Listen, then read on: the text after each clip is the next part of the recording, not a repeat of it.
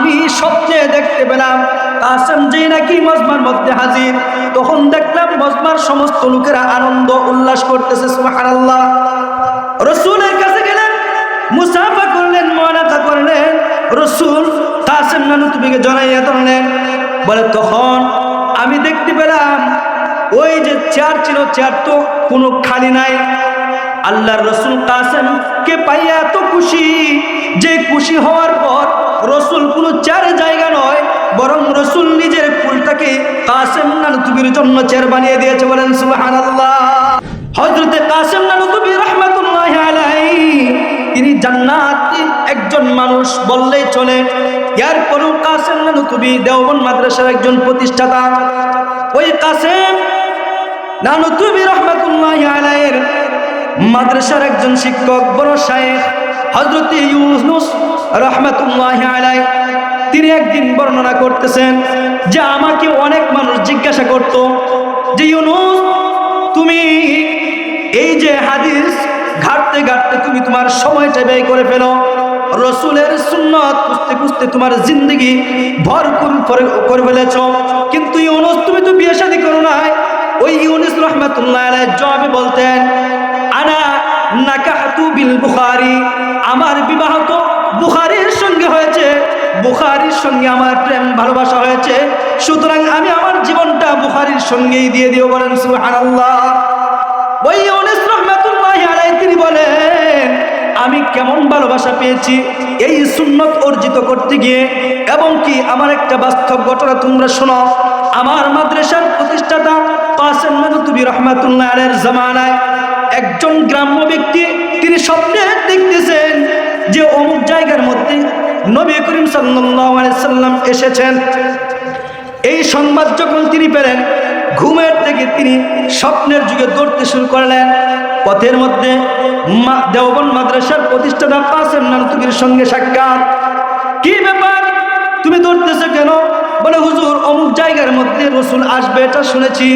কাসেম নানুতুবি বলে, তুমি বুঝি রাসূলের সংবাদ পেয়েছো? বলে হ্যাঁ পেয়েছি। বলে ঠিক আছে শোনো, ওই জায়গায় শুধু রাসূল একা আসবে না, আজকে রাসূলের সঙ্গে আবু বকর, ওসমান, আলী, হযরতে ওমর সহ আসবে। বলেন সুবহানাল্লাহ। তো গ্রাম্য ব্যক্তি রাসূলকে দেখবে এই আশায় তিনি দৌড়তেছে, কারণ রাসূলের সঙ্গে তার সাক্ষাৎ হবে। কিন্তু লোকটা ছিল বড় আবেদ, অনেক আল্লাহওয়ালা। তিনি কোনো মুফতিও ছিলেন না, মুহাদ্দিসও ছিলেন না, তিনি একজন রাসূলের আশিক ছিলেন, একজন বড় বুজুর্গ মানুষ। তো সাধারণ মানুষ তো তিনি দৌড়তেছে রাসূলের সাথে দেখা করবে। হযরতে কাসেম নানুতুবি ডাক দিয়া বলল, ও গ্রাম্য ব্যক্তি, যাও যাও, দৌড়ে যাও, রাসূলের সঙ্গে সাক্ষাৎ হবে। লোকটা বলে, আমি দৌড়ে রাসূলের সাথে গেলাম, রাসূলকে দেখতে গেলাম, রাসূলের সঙ্গে সাক্ষাৎ হবে। গিয়ে দেখলাম রাসূল সমস্ত সাহাবায়ে কেরামকে নিয়ে সুন্দর করে বসা, কিন্তু সাথে একটা চেয়ার খালি। ওই চেয়ার দেখে আমার মনে বড় আনন্দ পেলাম। মনে মনে ভাবলাম, কাসেম আপনি আস্তে আস্তে করে হাঁটতেছেন, আস্তে আস্তে আসতেছেন, সুতরাং ওই খালি চেয়ারের মধ্যে আমি জায়গা পাবো, তুমি না আসাই তুমি জায়গা পাবে না, এটা তার মনের মধ্যে বড় প্রশ্ন। হযরতে কাসেম আসার পূর্বেই যখন গ্রাম্য ব্যক্তি রাসূলের দরবারে হাজির, মুসাফা করলেন, মুআনাকা করলেন, রাসূল ওই ব্যক্তিকে সাথের চেয়ারে বসাইয়া দিলেন। কিছুক্ষণ পর যখন রাসূলের ওই আশিক কাসেম নানুতুবি গিয়ে মজমার মধ্যে হাজির হয়ে গেলেন, গ্রাম্য ব্যক্তি বলতেছেন, ইউনূস রাহমাতুল্লাহি আলাইহি, ও আল্লাহর ওলি, আমি স্বপ্নে দেখতে পেলাম কাসেম যেই নাকি মজমার মধ্যে হাজির, তখন দেখলাম মজমার সমস্ত লোকেরা আনন্দ উল্লাস করতেছে। সুবহানাল্লাহ। রাসূলের কাছে গেলেন, মুসাফা করলেন, মুআনাকা করলেন। রাসূল কাসেম নানুতুবিকে জড়াইয়া ধরলেন। বলে তখন আমি দেখতে পেলাম ওই যে চেয়ার ছিল, চেয়ার তো কোনো খালি নাই। আল্লাহর রাসূল কাসেমকে পাইয়া এত খুশি, যে খুশি হওয়ার পর রাসূল কোনো চেয়ারে জায়গা নয়, বরং রাসূল নিজের কুলটাকে কাসেম নানুতুবির জন্য চেয়ার বানিয়ে দিয়েছে। বলেন সুবহানাল্লাহ। হযরত ইউনূস রাহমাতুল্লাহি আলাইহি ওই গ্রাম্য ব্যক্তি ডাক দিয়া বলল,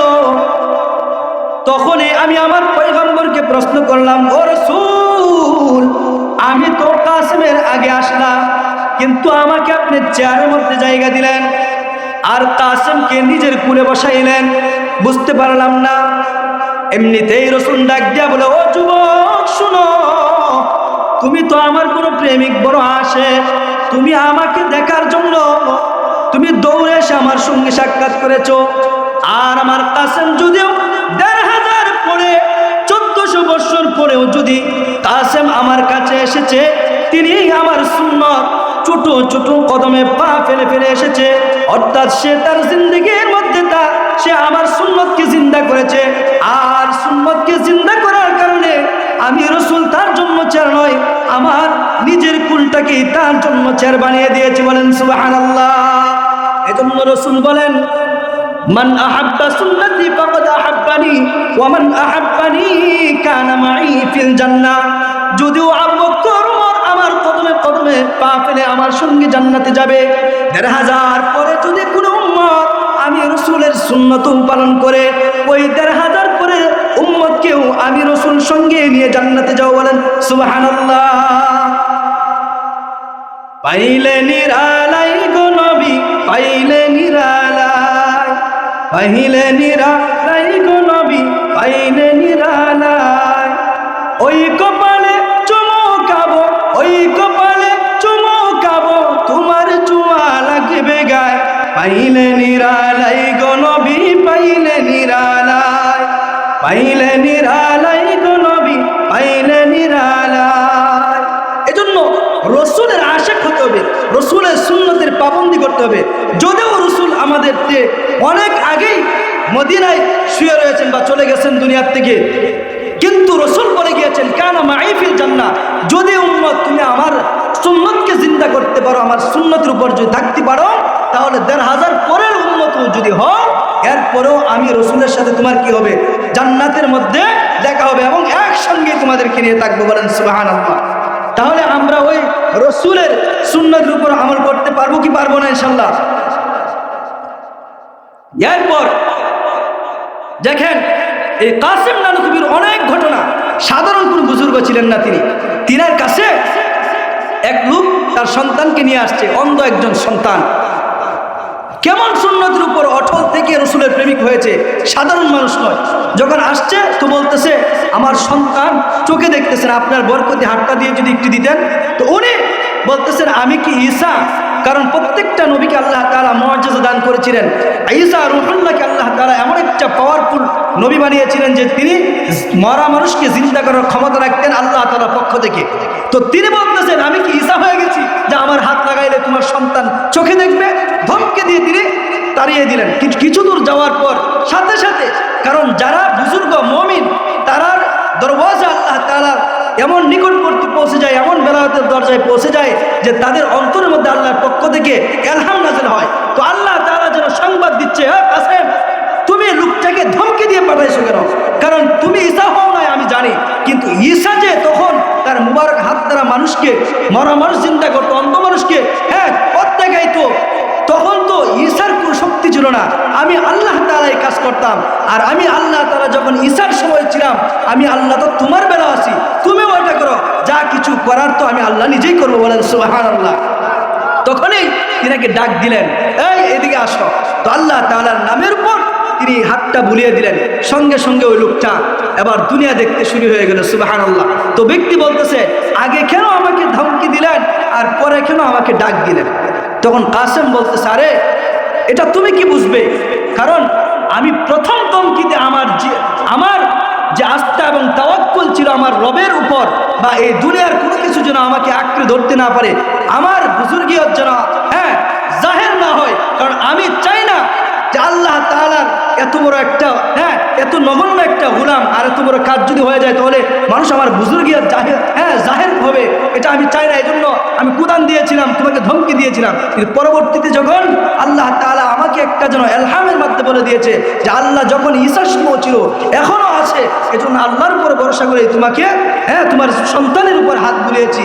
আর এটা আমার ক্ষমতা না, এটা শুধুমাত্র আল্লাহ তাআলার ক্ষমতা। বলেন সুবহানাল্লাহ। এই বেলায়েতের দরওয়াজায় তারা করছে শুধু রসুলের সুন্নতের উপর জিন্দেগিকে ফিট করছে বিদায়। এজন্য ভাই দোস্ত বুজুর্গ, আমরাও যদি আমাদের জীবনটাকে রসুলের পথে অনুসারী করি এবং রসুলের সুন্নত তরিকায় যদি আমরা আমাদের জীবনকে পরিচালিত করি, ইসলামের ছায়া ধরে যদি আমরা আসি, তাহলে অবশ্যই আল্লাহ তাআলা রসুল যে বলেছেন তা আমাদেরকে নিয়ে জান্নাতে প্রবেশ করবে, এটা কোনো মিথ্যা কথা নয়। কারণ রসুলের পাবন্দি যারা করবে ওই আশিককে নিয়ে আল্লাহ তাআলা রসুল জান্নাতে থাকবে। বলেন সুবহানাল্লাহ।